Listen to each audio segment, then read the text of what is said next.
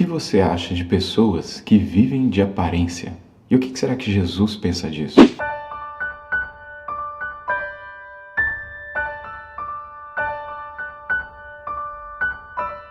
Na quinta carta do Apocalipse, Jesus se dirige a uma igreja que aparentemente vivia de aparências.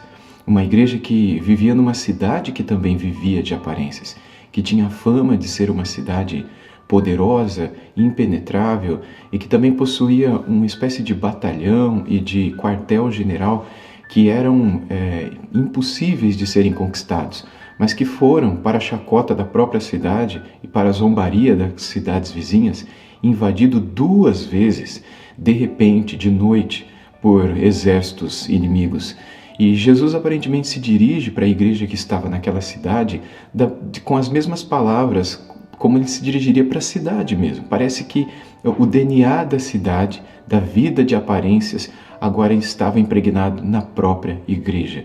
Jesus se importa com isso e ele diz as seguintes palavras àquela igreja, a igreja de Sardes. Ao anjo da igreja em Sardes escreva: estas coisas diz aquele que tem os 7 Espíritos de Deus e as 7 estrelas.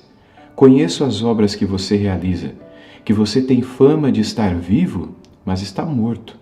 Fique vigiando e fortaleça o restante que estava para morrer, porque verifiquei que as obras que você realiza não são íntegras na presença do meu Deus. Lembre-se, pois, do que você realizou e ouviu, recebeu e ouviu, guarde-o e arrependa-se.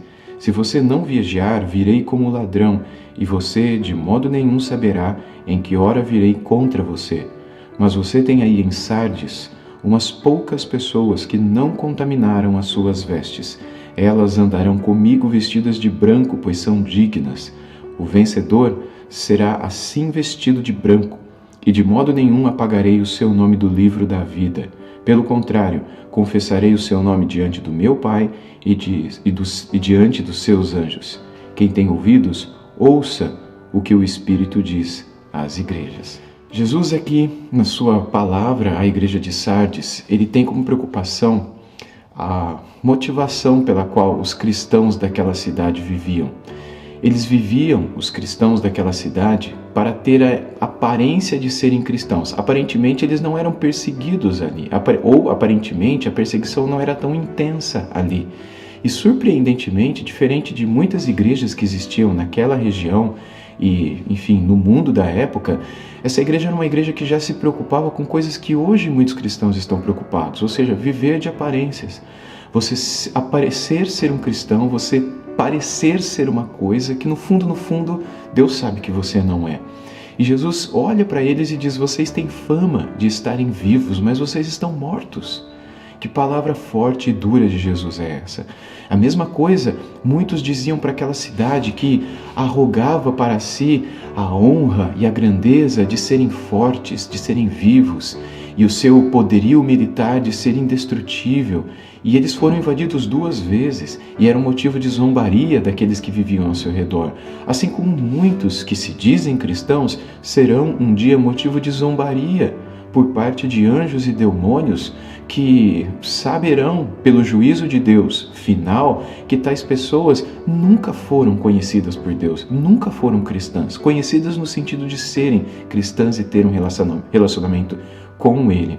Jesus pede para os cristãos daquela igreja se vestirem de brancos, ou seja, se arrependerem, serem purificadas, serem limpas, para que elas possam realmente andar na presença dele. Isso porque o fato de você se dizer cristão não te torna cristão. O fato de você dizer que você teme a Deus não faz com que, consequentemente, você ande na presença de Deus. Pelo contrário, muitas pessoas que se dizem cristãs e muitas pessoas que dizem andar na presença de Deus, na verdade, elas andam no caminho de demônios, elas andam com a mente cheia de coisas que não honram a Deus, que não são as palavras de Cristo. As atitudes, as palavras, os pensamentos, os caminhos, os tratamentos, tudo aquilo que a pessoa faz muitas vezes se parece mais com aquilo que aqueles que não temem a Deus fazem do que aquilo que Jesus ensinou para os seus discípulos fazerem. Deus espera que nós, como discípulos de Cristo, tenhamos uma vida com atitudes semelhantes à de Jesus Cristo. Se nós não temos, talvez as nossas vestes não são brancas aos olhos de Deus. E Ele é o único que pode nos vestir. Ele é o único que pode nos trazer vida. Ele é o único que pode acabar com a vida de aparências e colocar em nós a essência.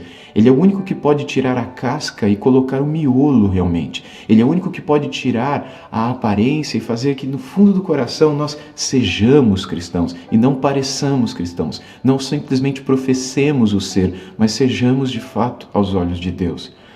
A carta que o Senhor Jesus escreve à igreja de Sardes poderia ser muito bem uma carta que Jesus escrevesse para a igreja de hoje. Ou escreveria para você e para mim. Uma carta que nos chama a atenção para que nós realmente nos questionemos. Será que somos verdadeiramente cristãos? Entenda, você pode dizer, mas eu sou cristão, eu sou cristã. Aquele povo em Sardes também dizia que era. Eles também se consideravam cristãos. Veja, Jesus está dirigindo uma carta para a igreja de Sardes. Eles eram uma igreja. Ora, o que uma igreja é se não um ajuntamento de cristãos? E Jesus está dizendo para a igreja de Sardes, vocês não são cristãos coisas nenhuma. É bem possível que ele olhe para você e para mim hoje e diga também, vocês pensam que são uma coisa que na verdade vocês não são. E o que nos coloca de fato diante de Deus como cristãos? São as nossas obras, são as nossas vestes, é aquilo que Deus vê em nós. E se Ele não vê brancura em nós, ou seja, um coração transformado, um coração que já não é mais aquilo que um dia foi, Ele nos convida ao arrependimento. Ele nos convida a, como Jesus disse em uma de suas parábolas, a comprarmos vestiduras dele, a nos vestirmos com as vestes que Ele tem para nos dar. Porque se nós não nos vestirmos com aquilo que Ele tem para nos dar, certamente seremos separados por Ele, dele, por toda a eternidade. E eu não quero ficar longe dele, você quer? Se nós queremos ficar perto dele lá, e queremos ficar perto dele desde já, o que ele nos convida a fazer é, sinceramente, pedirmos perdão e que ele nos vista das vestes que ele mesmo veste. Que o Pai nos revista de Cristo e nos dispa, nos tire a roupa suja, que Ele tire de nós, que a gente possa se despir de tudo aquilo que ofende os olhos santos e puros de Deus. E Ele possa nos revestir daquilo que o agrada, ou seja, da presença e das vestes brancas do seu próprio Filho. Que Deus nos abençoe dessa forma, para que sejamos cristãos de verdade.